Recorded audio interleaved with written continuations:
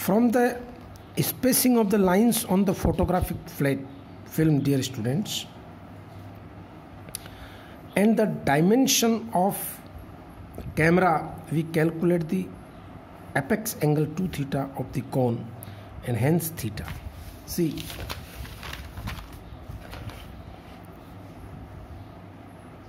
with respect to the crystal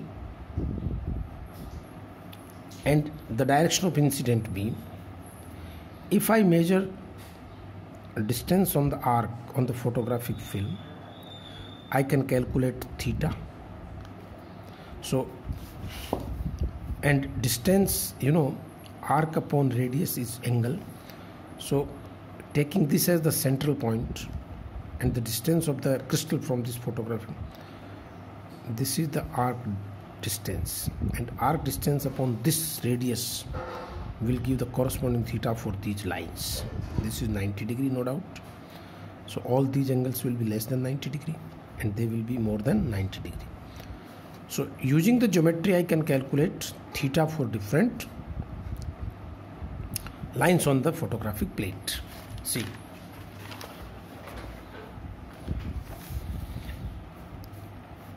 using the Bragg's condition, n lambda equals to 2d sin theta. Using the Bragg's condition, n lambda is equal to 2d sin theta, we can determine the spacing of various atomic planes, and also the size of unit cell can be obtained. Because lambda we are known, n is the order, and theta is known in this experiment for the different lines. So correspondingly I can determine the value of small d, which is the interatomic spacing, and then, dear students, I can construct the unit cell. Each crystal type, I have shown 2 or 3 different crystal structure diagrams for you. So each crystal type, BCC or FCC, has an arrangement of planes which gives characteristic spacing on the photograph of the lines. Means once you become a good crystallographer, and then you can understand that this type of pattern is for BCC, this type of pattern is for FCC. Once you calculate, then you can take one photographic plate as reference plate, and you can compare the other lines and you can estimate about the structure. Now come to the most important part of this Lave method, which is asked in general powder method, the resolution part. By the powder photograph, we see that the resolving power becomes very high in this particular technique.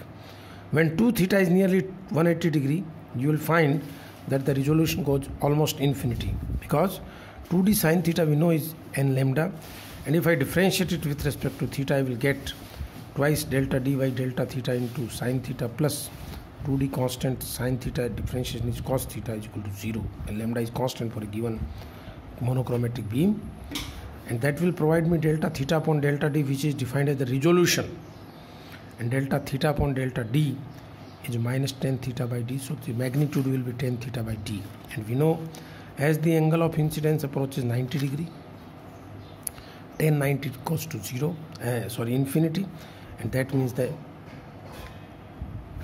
resolution tends to infinity. Even by the help of an ordinary camera, we can get results up to a good resolution power, that of 1 upon 10,000. So this method has been most useful in the investigation of metals and alloys where single crystals are impossible to obtain. If you are interested in crystallography and you study, then you will find later on that you can't form single crystals for every substance. It is very tough, and so it is very, very useful to investigate metal and alloys where single crystals are impossible to obtain. Now we will discuss about the wave property of particles also, so that you must be familiar that nowadays neutrons and electrons are used to investigate the crystal structures also, just like I would like to tell you a few interesting aspects of wave theory of particles. You know, a question can be asked that comment on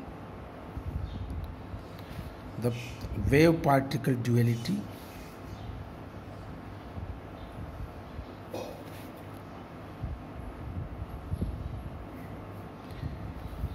and its importance to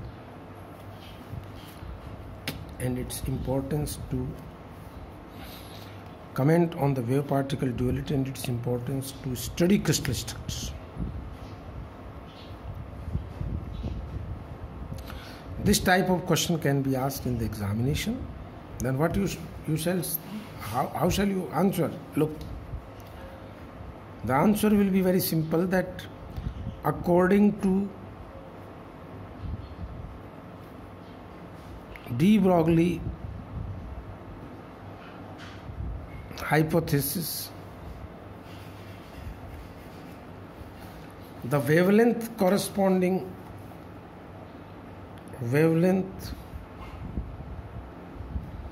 of matter wave associated with a particle is lambda equals to h upon mv, h upon its momentum.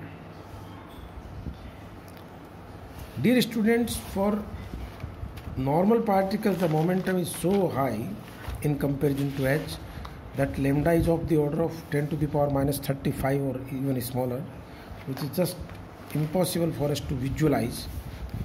But for electron like particles accelerated by potential difference V,